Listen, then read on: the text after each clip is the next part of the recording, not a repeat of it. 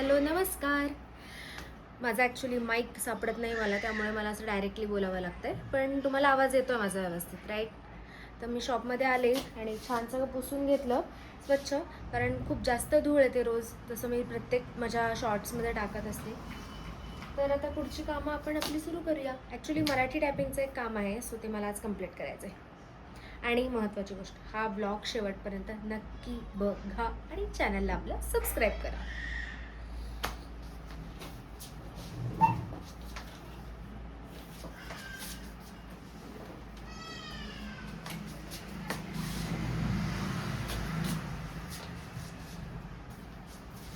मला जरा मराठी टायपिंगचं काम अर्जंट करायचं आहे, पण ते काम करण्याच्या आधी थोडंसं माझं डिस्ट्रॅक्शन झालं. तर डिस्ट्रॅक्शन असं की मी सहज यूट्यूब बघत बसलेले आणि सुकीर्तजीचे व्हिडिओज मला आवडतात, जे ट्रॅव्हलवरती व्हिडिओज असतात, सो मी ते बघत असते बरेचदा.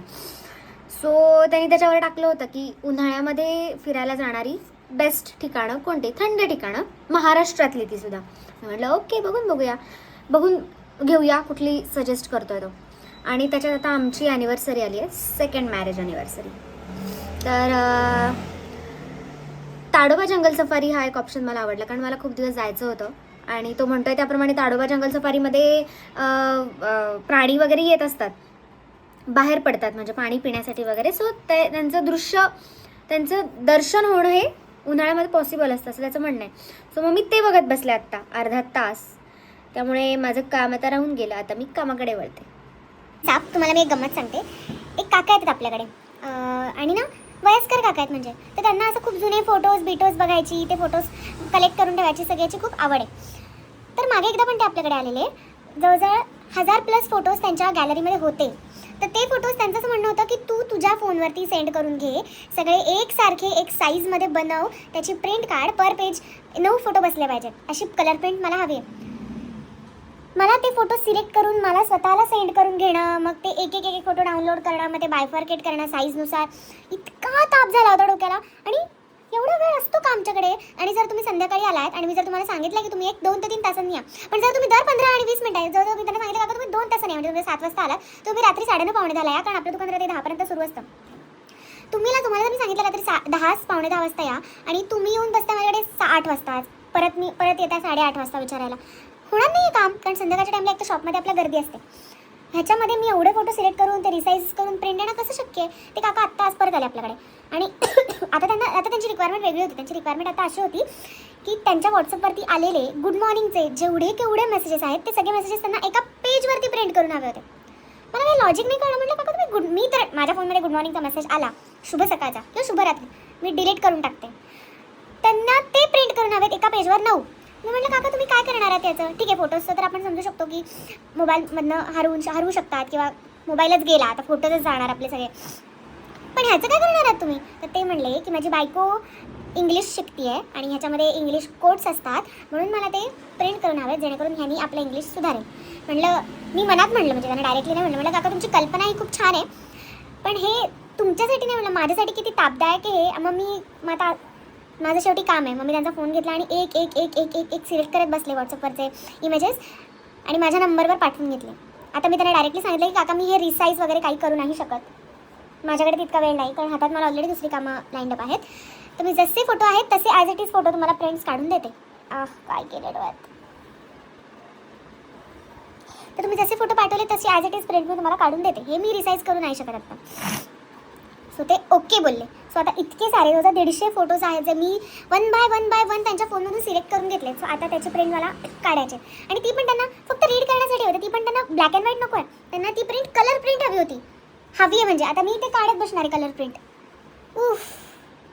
मला काम करून कंटाळा आला. ॲक्च्युली मगाशी माझा व्हिडिओ टाकायचा राहिला की मी दुपारी छान अभिषेक आला होता तर छान जेवण करून आले रिटर्न, आणि आता परत बसले माझं टायपिंग करायला. पण जरा बोर व्हायला लागलं आणि ऊन बघा बाहेर, खतरनाक म्हणजे खतरनाक गरमी सुरू झाली आहे. म्हटलं जरा गाणी ऐकूया. आता तुम्हाला एक गंमत सांगते. आत्ता काय खतरनाक गंमत झाली. गंमत अशी की आपल्याकडे 2 काका आलेले, गृहस्थ होते आणि त्यांच्याकडे जवळजवळ एक 22-23 पेजेस लिगलची पेजेस होते प्रिंट काढण्यासाठी, झेरॉक्स काढण्यासाठी. काही पेजेस बॅक टू बॅक होते आणि काही वन साइडेडच होते. तर आता तर नवीन प्रिंटर आहे आपला मोठावाला, तुम्हाला तर माहिती आहे. तर मी त्याच्यामध्ये मग म्हटलं आता कॅसेटमधनं फटाफट जातात वरच्या म्हणून सोडूया. तर मध्ये मध्ये पेपर अडकत होते म्हणून मग मी 1 बाय 1 काढायला लागले. थोडं जसं जमेल तसं वरनं सोडायचं आहे, जसं जमेल तसं स्कॅन करायचं.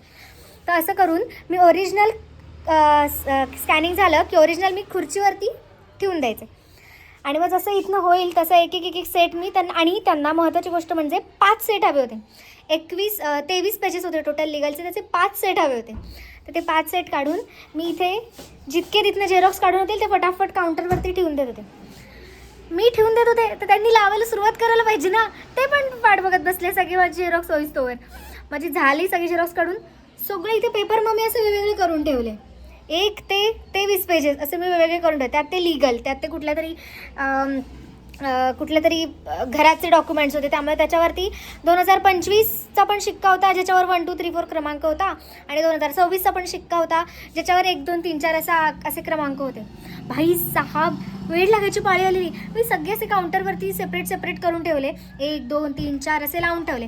ते पण मग 1 2 3 4 सिक्वेन्स वाईज नाही लावले मी तिकडे 1, या साईडला 2, या साईडला 3, या साईडला 4 असं लागलं गेलं. त्यातमध्येच 15चा पेपरची झेरॉक्स काढायची राहिली. मग ती परत स्टेपल काढली, परत त्याची झेरॉक्स दिली. मग ते परत आम्ही एक शोधत बसलो. इतका गोंधळ झाला बापरे. आणि असे 5 सेट आम्हाला इथनं शोधून सिक्वेन्स ओरिजिनल वाईज ते सिक्वेन्स लावून त्याला स्टेपल करायचं होतं. स्लिम बेकार हालत झाली आणि एवढं हसायला लागले, ते पण हसायला लागले आणि मी पण. आम्ही तिघंही एकमेकांवरती हसायला लागलो की चाललंय काय. ते कॉमेडी एक्सपिरियन्स येतात ना कधी कधी, जाम हसायला येतं. तर कालचा व्हिडिओ मी एंड करायची विसरून गेले. काल रात्री मला जबरदस्त भूक लागलेली, त्यामुळे फटकन शटर खाली घेतला आणि झटकन घरी पळाले. तरी अशी सगळी मज्जा मस्ती माझ्यासोबत काल शॉपमध्ये झाली. तर असेच माझे व्हिडिओज बघत राहा, लाईक करा, सबस्क्राईब करा यूट्यूब चॅनलला. भेटूया पुढच्या व्हिडिओमध्ये. Bye bye.